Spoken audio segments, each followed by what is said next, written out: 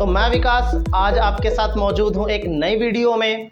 और नई वीडियो का टॉपिक्स आप बोर्ड पे देखकर ही समझ चुके होंगे कि हम क्लास 11th का पार्ट सेकंड मूल अधिकार देख रहे हैं, जिसमें आज हम मूल अधिकारों का इतिहास समझेंगे। मूल अधिकार तो जानते हैं, इतिहास नहीं समझते। संविधान के मूल अधिकारों का वर्णन, संविधान में कहाँ कहाँ इसका जिक्र किया गया है, मौलिक अधिकारों का संक्षिप्त वर्णन, ज़्यादा नहीं संक्षिप्त। तो इन तीन टॉपिक्स पे हम बहुत अच्छे से चर्चा करेंगे। तो इस टॉपिक्स को लेकर हम आगे बढ़ते हैं। तो कैसे हो आप सभी? मैं आप सभी का स्वागत करता हूं हमारे YouTube चैनल मास्टरमाइंड बाबा चैनल में। तो जैसे कि आप जान चुके हो कि आज के जो टॉपिक्स है मूल अधिकारों का इतिहास। एक सबसे बेसिक सा सवाल यह है कि मूल अधिकार होते क्या हैं, जिसको हम मौलिक अधिकार भी कह देते हैं। तो सबसे बड़ी जो ट्रेजेडी है समझने वाली कि भाई मौलिक अधिकार किसे कहते हैं, इसे मौलिक ही क्यों कहते हैं। सवाल ये मौलिक ही क्यों कह दिया गया, इसको सिर्फ अधिकार क्यों नहीं कहा गया। तो मौलिक का अर्थ होता है बेसिक।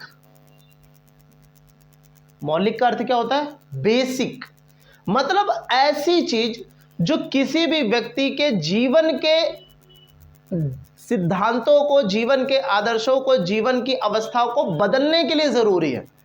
अगर वो चीज उनसे छीन ली जाए तो शायद वो अपने जीवन को सही तरीके से व्यतीत भी ना कर पाए।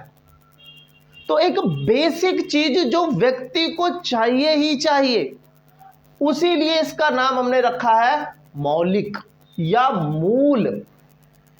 तो ये बेसिक चीज क्या होती हैं वो भी देखेंगे, बट पहले इसका इतिहास देख लेते हैं कि इसका इतिहास क्या रहा, कहां से मौलिक अधिकारों को पैदा होने का मौका मिला, किसने पैदा किया, किसने बनाया, किसने बताया।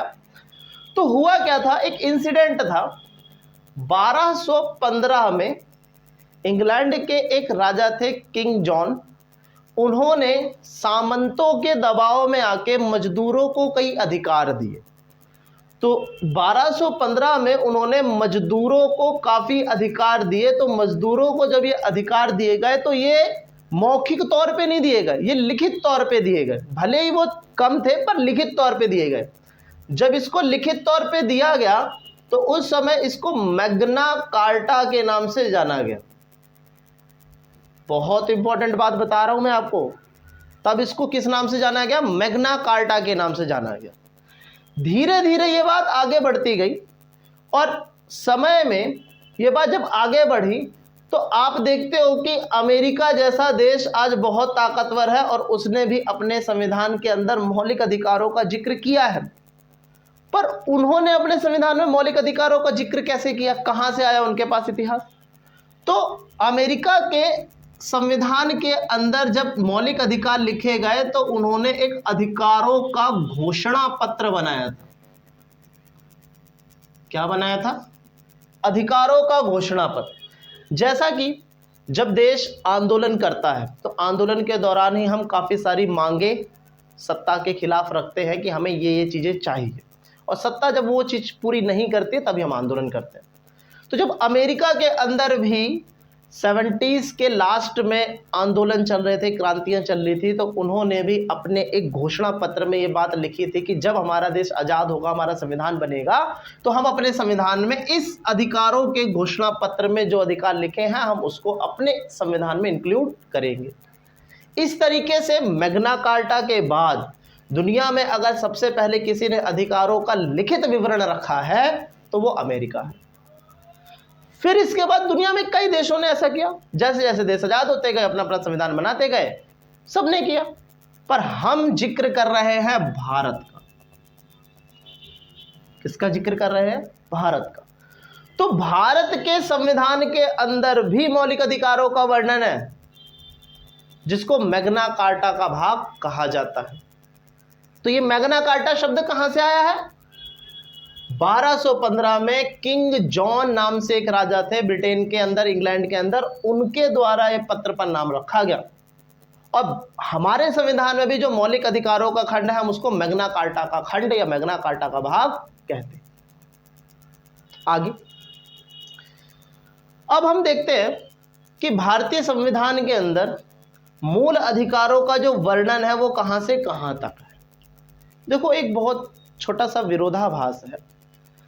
अगर हम मूल अधिकारों का वर्णन देखें तो भाग 3 में इनका वर्णन मिलता है, पर अगर हम अनुच्छेदों की बात कर दें, अनुच्छेद की बात करें, तो मूल रूप से वो 12 से लेके 35 है। ठीक है, पर यहां पे एक विरोधाभास ये निकल जाता है। मैं आपको क्लियर कर रहा हूं, ध्यान से समझना। 12 आर्टिकल और 13 आर्टिकल ये हमारे न्यायालय के लिए है। ठीक है,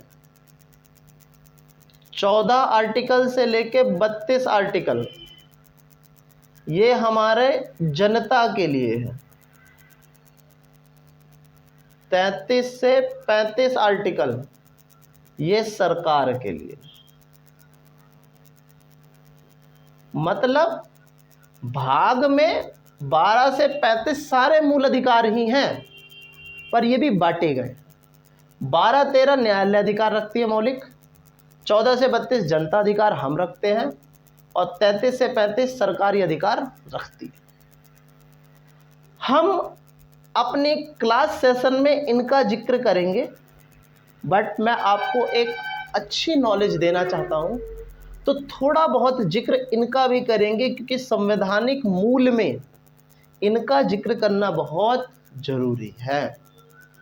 जितना हम ये जानते हैं कि जनता को अपने अधिकार पता होने चाहिए, वहीं कहीं ना कहीं हमें इनके बारे में थोड़ा ही सही पर जानकारी होनी चाहिए। अगला बिंदु हमने क्या रखा था? मौलिक अधिकारों का संक्षिप्त वर्णन क्या है। तो हमें पता है कि भारतीय संविधान के भाग 3 में क्या है? अधिकारों का वर्णन है। कौन सा अनुच्छेद? 12 से लेके 35। पर कौन कौन से अधिकार हैं, हम उन पर भी एक छोटा सा क्लिप देख लेते हैं कि भाई कौन कौन से हमारे पास अधिकार हैं। तो हमारे पास मूल रूप से कहा जाए तो पहले हमारे संविधान के अंदर 7 अधिकार हुआ करते थे। ठीक है, तो 7 अधिकार हुआ करते थे, परंतु अगर ये 7 अधिकार आज नहीं है, अब 6 अधिकार हो गए हैं। तो पहला अधिकार है हमारा समता का अधिकार। समता का अधिकार, इसको कई लोग समानता का अधिकार भी पढ़ लेते हैं, तो उसमें कोई दिक्कत नहीं है। स्वतंत्रता का अधिकार, स्वतंत्रता का अधिकार। तीसरा शोषण के विरुद्ध अधिकार, शोषण के विरुद्ध अधिकार। चौथा धार्मिक स्वतंत्रता का अधिकार।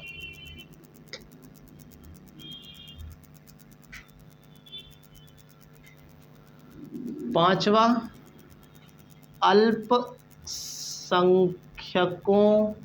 के शैक्षणिक व सांस्कृतिक अधिकार। तो अब हमारे पास अगला अधिकार है संपत्ति का अधिकार। जैसा कि मैंने आपको बोला कि ये जो अधिकार है अब हमारे संविधान के अंदर डिडक्ट हो चुका है, बट इसका जो आर्टिकल था हमारे संविधान के अंदर, वो आर्टिकल था 31। और जो संवैधानिक उपचारों का अधिकार, जो बहुत ही इंपॉर्टेंट अधिकार है, ये अधिकार है तो बाकी है, वरन कुछ भी नहीं है। क्यों इतना इंपॉर्टेंट क्यों रखा गया है, तो इसके बारे में हम जब चर्चा करेंगे तब बहुत अच्छे से समझेंगे।